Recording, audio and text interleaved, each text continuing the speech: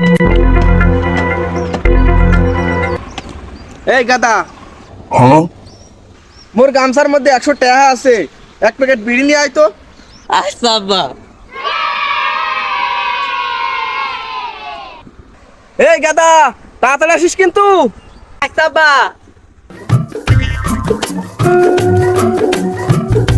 A few moments later. আব্বা এনা তোমার cigarette. ওই আর 50 টাকা কই? আব্বা আমি 50 টাকা দিয়ে দোকান থেকে জুস খাইছি। আচ্ছা যা।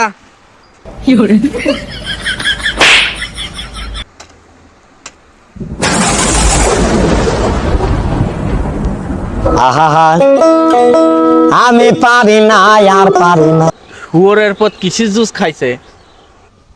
समझ रहे हो समझ रहे हो आप समझ रहे हो ना